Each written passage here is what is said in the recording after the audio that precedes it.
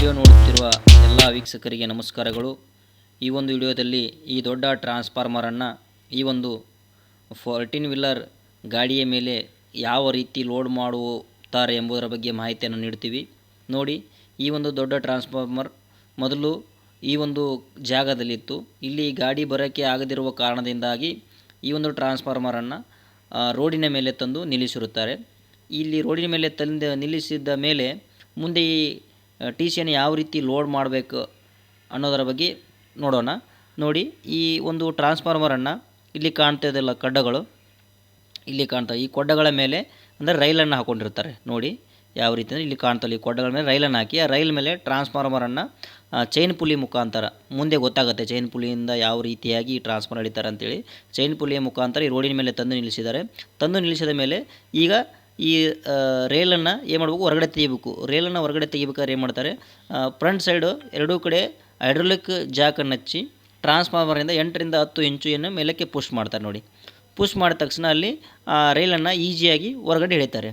ನೋಡಿ ಯಾವ ರೀತಿ ರೈಲನ್ನು ಹೊರಗಡೆ ಎಳಿತಾರೆ. ಈ ಹೊರಗಡೆ ಎಳೆದ ಮೇಲೆ ಏನಾಗುತ್ತಪ್ಪ ಅಂದರೆ ಈ ಟ್ರಾನ್ಸ್ಫಾರ್ಮರಿನ ಲೋಡು ಕಂಪ್ಲೀಟಾಗಿ ಏನಪ್ಪ ಅಂದರೆ ಈ ಒಂದು ಎರಡು ಹೈಡ್ರೋಲಿಕ್ ಜಾಕ್ಗಳ ಮೇಲೆ ಬಿದ್ದಿರ್ತದೆ.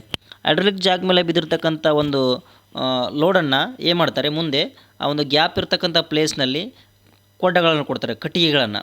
ನೋಡಿ, ಆ ಕಡೆ ಮತ್ತು ಈ ಕಡೆ ಎರಡೂ ಸೈಡು ಎರಡೂ ಜಾಕರ ಮಧ್ಯೆ ಮೊದಲು ರೈಲ್ ಇಲ್ಲಿರುತ್ತಲ್ಲ, ಆ ರೈಲ್ ಇರುವಂಥ ಪ್ಲೇಸ್ನಲ್ಲಿ ಗ್ಯಾಪ್ ಇರತಕ್ಕಂಥ ಪ್ಲೇಸ್ನಲ್ಲಿ ಏನು ಮಾಡ್ತಾರೆ, ಕೊಡ್ಡಗಳನ್ನು ಕೊಡ್ತಾರೆ. ನೋಡಿ, ಕೊಡ್ಡಗಳನ್ನು ಕೊಡ್ತಾಯಿದ್ದಾರೆ. ಈ ಕೊಡ್ಡಗಳು ಯಾವ ಗಿಡದಿಂದ ಆಗಿರ್ತವೆ ಮತ್ತು ಅನ್ನೋದರ ಬಗ್ಗೆ ವಿಡಿಯೋದ ಕೊನೆಯಲ್ಲಿ ಹೇಳಲಾಗ್ತದೆ. ನೋಡಿ ಯಾವ ರೀತಿ ಅಂದರೆ ಈ ಎಷ್ಟು ಗ್ಯಾಪ್ ಇರುತ್ತೆ ಅಷ್ಟು, ಅಂದರೆ ಈ ಕೊಡ್ಡಗಳು ಏನಿಲ್ಲಂದ್ರೂ 4 ಇಂಚಿನ ಕೊಡ್ಡಗಳು ಇರ್ತವೆ. ಇವು 2 ರಿಂದ 3 ಲೇಯರಲ್ಲಿ ಹಚ್ಕೋತಾರೆ. ಇವಾಗ ಆ ಕಡೆ ಮತ್ತು ಈ ಕಡೆ 2 ರಿಂದ 3 ಲೇಯರಲ್ಲಿ ಹಚ್ಕೊಂಡು ಮುಂದೆ ಏನು ಮಾಡ್ತಾರಪ್ಪ ಅಂದರೆ ಈ ಒಂದು ಜಾಕ್ ಮೇಲೆ ಇರ್ತಕ್ಕಂಥ ಭಾರವನ್ನು ಜಾಕನ್ನು ರಿಲೀಸ್ ಮಾಡೋ ಮುಖಾಂತರ ಇಲ್ಲಿ ನೋಡಿ ಕೊಡ್ಡವನ್ನು ಸಪೋರ್ಟಾಗಿ ಕಂಪ್ಲೀಟಾಗಿ ಬೇಸಿಗೆ ಕೊಟ್ಟಿದ್ದಾರೆ. ಕೊಟ್ಟ ಮೇಲೆ ಏನು ಮಾಡ್ತಾರಪ್ಪ ಅಂದರೆ ಈಗ ಜಾಕನ್ನು ರಿಲೀಸ್ ಮಾಡ್ತಾರೆ. ಜಾಕನ್ನು ರಿಲೀಸ್ ಮಾಡಿದಾಗ ಏನಾಗುತ್ತಪ್ಪ ಅಂದರೆ ಟಿ ಸಿಯ ಭಾರ ಜಾಕ್ ಮೇಲೆ ಇರ್ತಕ್ಕಂಥ ಭಾರ ಏನಾಗುತ್ತೆ, ಕಂಪ್ಲೀಟ್ಲಿ ಎದ್ರ ಮೇಲೆ ಬರುತ್ತಪ್ಪ ಅಂದರೆ ಕೊಡ್ಡಗಳ ಮೇಲೆ ಬರುತ್ತೆ. ಆವಾಗ ಈ ಜಾಕನ್ನು ಏನು ಮಾಡ್ತಾರೆ ಅಂದರೆ ಈಸಿಯಾಗಿ ಹೊರಗಡೆ ತೆಗಿತಾರೆ. ಇಲ್ಲಿ ನೋಡಿ ಜಾಕನ್ನು ಯಾವ ರೀತಿ ಹೊರಗಡೆ ತೆಗಿತಾರೆ, ಆ ಜಾಕನ್ನು ಈಸಿಯಾಗಿ ಹೊರಗಡೆ ತೆಗಿತಾರೆ. ಅಂದರೆ ಈಗ ಒಂದು ಕಡೆ ರೈಲನ್ನು ಕಂಪ್ಲೀಟಾಗಿ ಹೊರಗಡೆ ತೆಗೆದಿದ್ದಾರೆ. ನೆಕ್ಸ್ಟು ಆ ಕಡೆ ರೈಲನ್ನು ಕೂಡ ಇದೇ ಪ್ರೊಸೀಜರನ್ನು ಬಳಸಿಕೊಂಡು ಏನು ಮಾಡ್ತಾರೆ, ಹೊರಗಡೆ ತೆಗಿತಾರೆ. ನೋಡಿ ಇಲ್ಲಿ ಜಾಕ್ ಹಚ್ಚಿದ್ದಾರೆ. ಇಲ್ಲಿ ಜಾಕ್ ಹಚ್ಚಿದ ಮೇಲೆ ಇಲ್ಲೊಂದು ಗ್ಯಾಪ್ ಇರೋದ್ರಿಂದ ಏನು ಮಾಡ್ತಾರೆ, ಕಟ್ಟಿಗೆ ಕೊಡ್ತಾರೆ. ಇಲ್ಲಿ ನೆಕ್ಸ್ಟ್ ಏನು ಮಾಡ್ತಾರೆ, ಈ ಕಡೆ ಸೈಡು ಕೂಡ ಒಂದು ಜಾಕನ್ನು ಹಚ್ಕೋತಾರೆ. ನೋಡಿ ಇಲ್ಲಿ ಜಾಕ್ ಹಚ್ಕೊಂಡ ಮೇಲೆ ಏನು ಮಾಡ್ತಾರೆ, ಇದನ್ನು ಟ್ರಾನ್ಸ್ಫಾರ್ಮರನ್ನು ಆವಾಗಲೇ ಹೇಳ್ದಂಗೆ ಮೇಲಕ್ಕೆ ಅಪ್ ಮಾಡಿ ಇವಾಗ ಅಲ್ಲಿ ಗ್ಯಾಪ್ ಕ್ರಿಯೇಟ್ ಆಗುತ್ತೆ.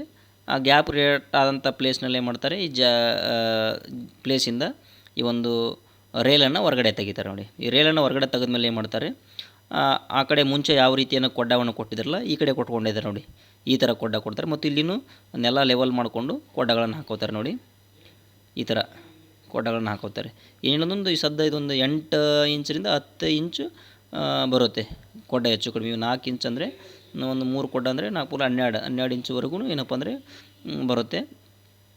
ಈಗ ಮತ್ತೆ ಏನು ಮಾಡ್ತಾರೆ, ಈ ಜಾಕನ್ನು ರಿಲೀಸ್ ಮಾಡಿ ಟ್ರಾನ್ಸ್ಫಾರ್ಮರ್ ಲೋಡನ್ನು ಮತ್ತೆ ಏನು ಮಾಡ್ತಾರೆ, ಕಟ್ಟಿಗೆ ಮೇಲೆ ಹಾಕ್ಕೊಂಡು ಇಲ್ಲಿಗೆ ಏನು ಮಾಡ್ತಾರೆ, 2 ಮತ್ತು ರೈಲನ್ನು ಹೊರಗಡೆ ತೆಗೆದಂಗಾಯಿತು. ಟ್ರಾನ್ಸ್ಫಾರ್ಮರ್ನ ಫುಲ್ಲಿ ಏನಪ್ಪ ಅಂದರೆ ಲೆವೆಲ್ ಮಾಡಿ ರೋಡ್ ಮೇಲೆ ನಿಲ್ಲಿಸಿದ್ದಾರೆ. ನೆಕ್ಸ್ಟ್ ಏನಪ್ಪ ಅಂದರೆ ಟ್ರಾನ್ಸ್ಫಾರ್ಮರ್ನ ಲೋಡ್ ಮಾಡೋದು ಯಾವಪ್ಪ ಅಂದರೆ ಈ ಗಾಡಿ. ನೋಡಿ ಈ ಗಾಡಿ ಮೇಲೆ ಲೋಡ್ ಮಾಡಬೇಕು. ಈ ಗಾಡಿ ಏನಿಲ್ಲ ಅಂದರೂ ಕಮ್ ಸೆ ಕಮ್ 3.5 ಫೀಟ್ ಹೈಟ್ ಇರುತ್ತೆ. ಇದು 3.5 ಫೀಟ್ ಹೈಟ್ ಇದ್ದರೆ ಟ್ರಾನ್ಸ್ಫಾರ್ಮರ್ನ ಏನು ಮಾಡಬೇಕಾಗುತ್ತೆ, ಒಂದು 4.5 ಫೀಟ್ ಹೈಟ್ ಮಾಡ್ಕೋಬೇಕಾಗುತ್ತೆ. ಅದನ್ನು ಹೇಗೆ ಹೈಟ್ ಮಾಡ್ತಾರೆ ಅನ್ನೋದನ್ನು ನಾವು ಇಲ್ಲಿ ತಿಳಿಯೋಣ. ನೋಡಿ ಇವಾಗಂತೂ ಕಂಪ್ಲೀಟ್ಲಿ ಒಂದು ಟ್ರಾನ್ಸ್ಫಾರ್ಮರ್ನ ಲೆವೆಲಿಂಗ್ ಮಾಡಿ ನಿಲ್ಲಿಸಿದ್ದಾರೆ. ಮತ್ತೆ ಏನು ಮಾಡ್ತಾರಪ್ಪ ಅಂದರೆ ಹೈಟ್ ಮಾಡ್ಬೇಕಾದ್ರೆ ಎರಡೂ ಕಡೆ ಜಾಕ್ ಹಚ್ಕೋತಾರೆ. ಆ ಕಡೆ ಮತ್ತು ಈ ಕಡೆ ಜಾಕ್ ಹಚ್ಕೊಂಡು ಏನು ಮಾಡ್ತಾರೆ, ಇದನ್ನು ಅಪ್ ಮಾಡ್ತಾರೆ. ನೋಡಿ ಅಪ್ ಮಾಡ್ಬೇಕಾದ್ರೆ ಟ್ರಾನ್ಸ್ಫಾರ್ಮರ್ ಮೇಲೆ ಕೇಳುತ್ತೆ. ನೋಡಿ ಸ್ಲೋಲಿ ಕಾಣುತ್ತೆ, ಇಲ್ಲಿ ಒಂದು ಕಟ್ಟಿಗೆ ತುರುಗ್ಬಿಟ್ಟು ತೋರಿಸ್ತಾರೆ. ನೋಡಿ ಇದೇನಪ್ಪ ಸ್ಲೋಲಿ ಅಪ್ ಆಗುತ್ತೆ. ಅಪ್ ಆದಾಗ ಈ ಏನು 2 ಕೊಡ್ಡಗಳು ಕಾಣ್ತಾವಲ್ಲ ಮೇಲೆ, ಅವೆರಡೂ ಒಂಥರ ಲೆವೆಲಿಂಗಾಗಿ ಇಟ್ಕೊಂಡು ಮತ್ತೆ ಒಂದು ಈಗ ಆಲ್ರೆಡಿ 8 ಇಂಚ್ ಇದೆಯಲ್ಲ, ಇದನ್ನೇನು ಮಾಡ್ತಾರೆ, ಒಂದು 16 ಇಂಚ್ವರೆಗೂ ಅಪ್ ಮಾಡ್ಕೋತಾರೆ. ನೋಡಿ ಈಗ ಅಪ್ ಆಯಿತು. ಅಪ್ ಆದ ತಕ್ಷಣ ಏನು ಮಾಡ್ತಾರೆ, ಆ ಕಡೆ ಈ ಕಡೆ ಎರಡೂ ಸೈಡು ಇಟ್ಕೊಂಡ್ರು ಕೊಡ್ಡಾನ. ಈಗ ಮುಂಚೆ 3 ಇಟ್ಕೊಂಡಿದ್ರು. ಅದರಲ್ಲೇ ಏನು ಮಾಡಿದ್ರು, 2 ಕೊಡ್ಡನ್ನು ಅಗಲಾಗಿ ಮಾಡಿಕೊಂಡು ಇನ್ನೊಂದು ಅದರ ಮೇಲೆ ಇನ್ನೂ 2 ಕೊಡ್ಡ ಹಾಕ್ಕೊಂಡು ಟೋಟಲಿ 1 2 3 4 ಲೇಯರ್ ಅಂದರೆ 4 ಸ್ಟೆಪ್ಸ್ ಅಂದರೆ ಏಟಾಯ್ತು, 4 ಇಂಚಿನ ಕೊಡ್ಡ 4 ಅಂದರೆ 16 ಅಂದರೆ 16 ಇಂಚು ಟ್ರಾನ್ಸ್ಫಾರ್ಮರ್ ಮೇಲೆ ಹೋಯಿತು. ಇದೇ ರೀತಿಯಾಗಿ ಟ್ರಾನ್ಸ್ಫಾರ್ಮರು ಟೋಟಲ್ ಎಷ್ಟು ಇಂಚ್ ಅಂದರೆ ಒಂದು 45ರಿಂದ 50 ಇಂಚು ಮೇಲೆ ಅಪ್ ಆಗಬೇಕಾಗುತ್ತೆ. ಅಪ್ ಆದಾಗ ಮಾತ್ರ ಆ ಗಾಡಿಯ ಮೇಲೆ ಆಗುತ್ತಪ್ಪ ಅಂದರೆ ಎಳೆಯೋದಕ್ಕೆ ಸಾಧ್ಯವಾಗುತ್ತೆ. ಇದೇ ಪ್ರೊಸೀಜರನ್ನು ಕಂಟಿನ್ಯೂ ಮಾಡಿಕೊಂಡು ಮುಂದೆ ಏನು ಮಾಡ್ತಾರೆ ಅಂದರೆ ಇದನ್ನು ಕನಿಷ್ಠ 50 ಇಂಚುವರೆಗೂ ಏನು ಮಾಡ್ತಾರೆ, ಅಪ್ ಮಾಡ್ಕೋತಾರೆ. ವೀಕ್ಷಕರೇ, ಇಲ್ಲಿ ತಿಳಿಯುತ್ತೆ ನಿಮಗೆ ಯಾವ ರೀತಿಯಾಗಿ ಇದನ್ನು ಅಪ್ ಮಾಡ್ಕೋತಾರೆ ಅಂತೇಳಿ. ಇವಾಗ ಪ್ರತಿಯೊಂದು ಸ್ಟೆಪ್ ಹೇಳೋದು ಬೇಡ, ಲಾಸ್ಟ್ ಸ್ಟೆಪ್ಪಿಗೆ ಹೋಗೋಣ. ಯಾವ ರೀತಿ ಎಷ್ಟು ಹೈಟ್ ಮಾಡ್ಕೋತಾರೆ ಅನ್ನೋದು ಲಾಸ್ಟ್ ಸ್ಟೆಪ್ಪಿಗೆ ಹೋಗೋಣ. ಇವಾಗ ಮತ್ತೆ ಜಾಕನ್ನು ರಿಲೀಸ್ ಮಾಡ್ಯಾರ ನೋಡಿ. ರಿಲೀಸ್ ಮಾಡಿ ಈ ಒಂದು ಕೊಡ್ಡದ ಮೇಲೆ ಲೋಡ್ ಹಾಕಿದ್ರಿ. ಈಗ ನೋಡ್ತಾ ಇದ್ದಾರೆ. ಇದೇ ಒಂದು ಪ್ರೊಸೀಜರು ಕಂಟಿನ್ಯೂ ಆಗುತ್ತೆ. ಯಾವ ರೀತಿ ಮಾಡ್ತಾರೆ ಅಂತ ಹೇಳ್ತೀನಿ ನೋಡಿ. ಇವಾಗ ನೋಡಿ ಅಂದರೆ ಎಷ್ಟು ಒಂದು ಕಮ್ಮಿ ಏನಿಲ್ಲ ಅಂದರೆ ಈ ಸದ್ದ ಒಂದು 40 ಇಂಚುವರೆಗೂ ಬಂದಿದೆ ನೋಡಿ. ಈ ಒಂದು ಜಾಕ್ ಹೈಟ್ ಮಾಡ್ಕೋಬೇಕಾದ್ರೆ ಜಾಕ್ ಕೆಳಗಡೆ ಏನು ಮಾಡಿದ್ದಾರೆ, ಒಂದಿಷ್ಟು ಕೊಡ್ಡಗಳನ್ನ ಹಚ್ಕೊಂಡು ಜಾಕ್ ಹೈಟ್ ಮಾಡಿಕೊಂಡು ಅದನ್ನು ಪುಷ್ ಮಾಡೋ ರೀತಿ ಪುಷ್ಗೆ ಸಪೋರ್ಟ್ ಆಗೋ ರೀತಿ ಮಾಡ್ಕೊಂಡಿದ್ದಾರೆ. ಓಕೆ, ಇದೇ ಥರ 4 ಕಾರ್ನರ್ಗೆ ಅಂದರೆ ಇದೆಷ್ಟು ಹೈಟ್ ಇದೆಯಲ್ಲ, ಒಂದು ಕಡೆ 44 ಇಂಚಿದೆ ಅಂದರೆ ನಾವು ಅಂದ್ಕೊಳ್ಳೋಣ 44 ಇಂಚು ನೋಡಿ. 44ರಿಂದ 50 ಅಂತ ಅಂದ್ಕೊಳ್ಳಿ. ಅಷ್ಟು ಇಂಚುವರೆಗೆ ಏನು ಮಾಡಿದರೆ ಹೈಟ್ ಮಾಡ್ಕೊಂಡಿದ್ದಾರೆ. ಅಷ್ಟು ಹೈಟ್ ಮಾಡಿಕೊಂಡು 4 ಕಾಣುತ್ತೆ. 4 ಕಾರ್ನರ್ಗೆ ಈಗ ಲೆವೆಲ್ ಆಯಿತು. ಟ್ರಾನ್ಸ್ಫಾರ್ಮರ್ ಲೆವೆಲ್ ಆದಮೇಲೆ ಏನು ಮಾಡ್ತಾರೆ, ನೆಕ್ಸ್ಟನ್ನು ಆ ಗಾಡಿಯನ್ನು ಏನು ಮಾಡ್ತಾರೆ, ಈ ಟ್ರಾನ್ಸ್ಫಾರ್ಮರ್ ಪಕ್ಕದಲ್ಲಿ ತೊಗೊಂಡು ಬರ್ತಾರೆ. ನೋಡಿ ಯಾವ ರೀತಿ ತೊಗೊಂಡು ಬರ್ತಾರೆ, ಕಾಣ್ತಾ ಇದೆ ನೋಡಿ. ಟ್ರಾನ್ಸ್ಫಾರ್ಮರ್ ಪಕ್ಕದಲ್ಲಿ ತೊಗೊಂಡು ಬರ್ತಾರೆ ಗಾಡಿಯನ್ನು. ಸ್ಲೋಲಿ ಬರ್ತಾ ಇದೆ ನೋಡಿ. ಅಂದರೆ ಈಗ ಟ್ರಾನ್ಸ್ಫಾರ್ಮರ್ ಅಪ್ ಇರುತ್ತೆ, ಈ ಗಾಡಿ ಡೌನ್ ಇರುತ್ತೆ, ಇನ್ನೊಂದು 1 ಫೀಟ್ವರೆಗೂ. ಇವಾಗ ಕರೆಕ್ಟಾಗಿ ಈ ಗಾಡಿಯ ಮಧ್ಯೆ ಬರಬೇಕು ಟ್ರಾನ್ಸ್ಫಾರ್ಮರ್. ಆ ರೀತಿಯಾಗಿ ಗಾಡಿಯನ್ನು ತಂದು ನಿಲ್ಲಿಸ್ತಾರೆ ನೋಡಿ. ಬಂತು ಇವಾಗ ಗಾಡಿಯನ್ನು ಮಧ್ಯೆ ತಂದು ನಿಲ್ಲಿಸಿದ್ದಾರೆ. ನೆಕ್ಸ್ಟ್ ಪ್ರೊಸೀಜರ್ ಏನಂದರೆ, ಈ ಒಂದು ಟ್ರಾನ್ಸ್ಫಾರ್ಮರ್ನ ಗಾಡಿಯ ಮೇಲೆ ಎಳಿಬೇಕಾದ್ರೆ ಏನು ಮಾಡಬೇಕಂದ್ರೆ ಈ ಒಂದು ರೇಲ್ಗಳನ್ನು ಮತ್ತೆ ಆ ಟ್ರಾನ್ಸ್ಫಾರ್ಮರ್ ಕೆಳಗಡೆ ಹಚ್ಕೋಬೇಕು ನೋಡಿ.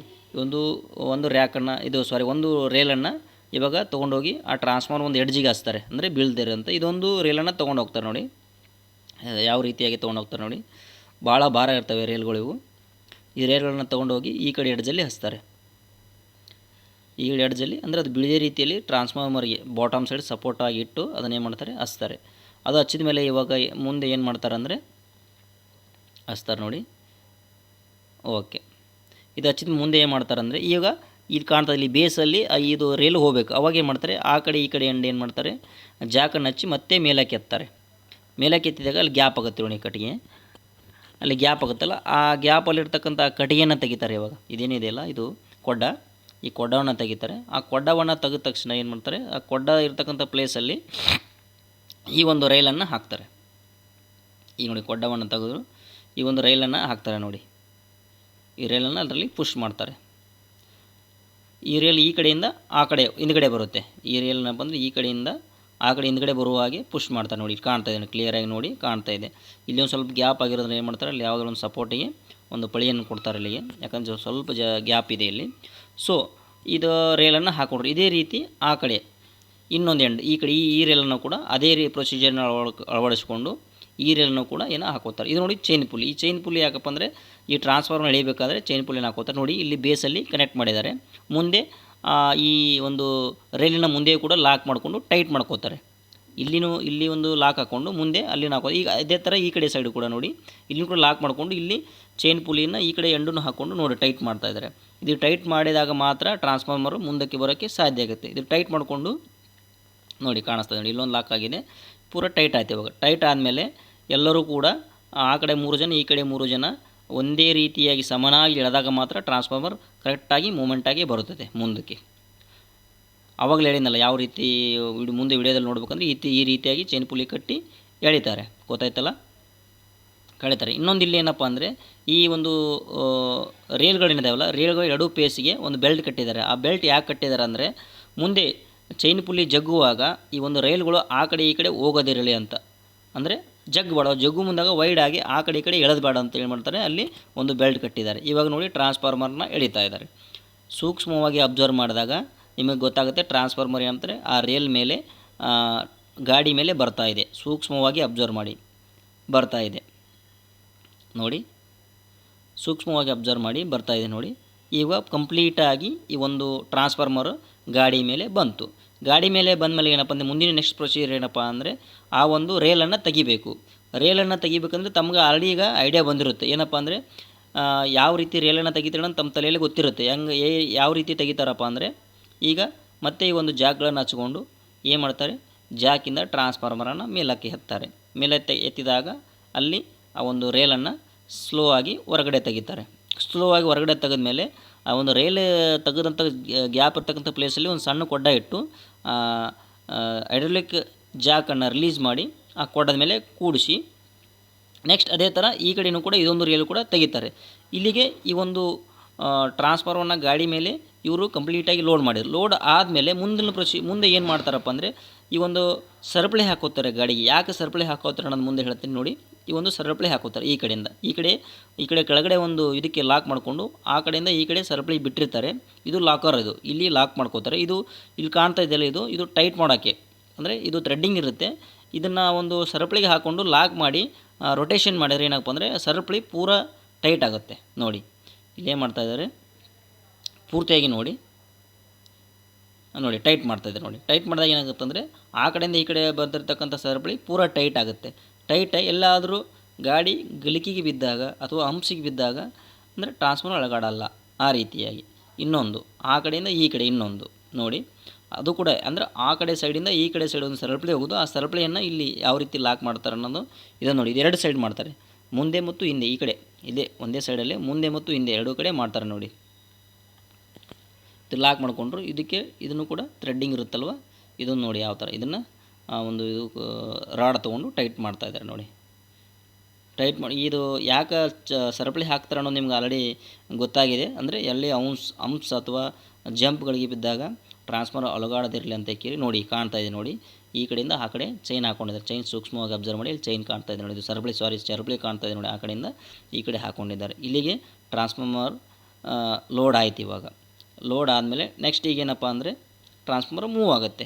ಮುಂದೆ ಈಗ ಟ್ರಾನ್ಸ್ಪೋರ್ಟ್ ಮಾಡುವಂಥ ಗಾಡಿ ಮಾಲಕ ಮತ್ತು ಒಂದು ಟ್ರಾನ್ಸ್ಪೋರ್ಟೇಷನ್ ಮಾಲಕರ ಜೊತೆ ನಾವು ಮುಂದೆ ಒಂದು ಸಂಭಾಷಣೆ ಏನು ಮಾಡೋಣ ನೋಡೋಣ ಬನ್ನಿ. ಈ ಗಾಡಿ ಓನರ್ ನೀವೇ ಅಲ್ರಿ? ಎಷ್ಟು ಟನ್ ಇರ್ತೈತೆ ರೀ ಇದು? 50 ಟನ್ ಐತಲ್ರಿ. 50 ಟನ್ ಜಗತ್ತಲ್ರಿ? ಎಷ್ಟು ವರ್ಷ ಆಯ್ತು ರೀ ಇದು ಮಾಡಾತಿ?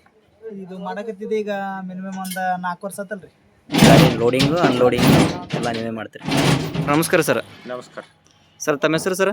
ಕಲ್ಮೇಶ್ ಬರ್ಮಪ್ಪ ಪೂಜಾರಿ. ಸರ್, ತಾವು ಈ ಟಿ ಸಿ ಟ್ರಾನ್ಸ್ಪೋರ್ಟೇಷನ್ ಮಾಡಕತ್ತೆ ಎಷ್ಟು ವರ್ಷದಿಂದ ಆಯ್ತು ಸರ್? ಸುಮಾರು ಒಂದು 25 ವರ್ಷದಿಂದ ಮಾಡ್ತೇವೆ. ಈ ಸ್ವಂತ ಮಾಲೀಕತ್ವ ತೊಗೊಂಡು ಸರ್ 2006ರಲ್ಲಿ ಹಿಡ್ಕೊಂಡು ಮಾಡೋದು. 2006ರಿಂದ 20 ವರ್ಷದಿಂದ ನೀವು ಸ್ವಂತ ಮಾಲೀಕತ್ವ ಟಿ ಸಿಯನ್ನು ಒಂದು ಪ್ಲೇಸಿಂದ ಮತ್ತೊಂದು ಪ್ಲೇಸಿಗೆ ಟ್ರಾನ್ಸ್ಪೋರ್ಟೇಷನ್ ಮಾಡ್ತೀರಿ ಸರ್. ಸರ್, ಈ ಟಿ ಸಿ ಟ್ರಾನ್ಸ್ಪೋರ್ಟೇಷನ್ ಮಾಡ್ಬೇಕಾದ್ರೆ ನೀವು ಕಟ್ಟಿಗೆ ಯೂಸ್ ಮಾಡ್ತಿರಲ್ಲ ಸರ್, ಅದು ಯಾವ ಕಟ್ಟಿಗೆ ಸರ್? ಅವು ಜಾಲಿ ಕಟ್ಟಿಗೆ ಮತ್ತು ಹುಂಚಿ ಕಟ್ಟಿಗೆ. ಹಾಂ ಸರ್, ಯೂಸ್ ಮಾಡ್ತೀವಿ. ಓಕೆ, ಒಳ್ಳೆ ಕೆಲಸ ಸರ್. ವಿಡಿಯೋ ನೋಡಿದ್ದಕ್ಕೆ ಎಲ್ಲರಿಗೆ ಧನ್ಯವಾದಗಳು. ಮತ್ತೊಂದು ವಿಡಿಯೋದೊಂದಿಗೆ ಭೇಟಿಯಾಗೋಣ. ನಮಸ್ಕಾರಗಳು.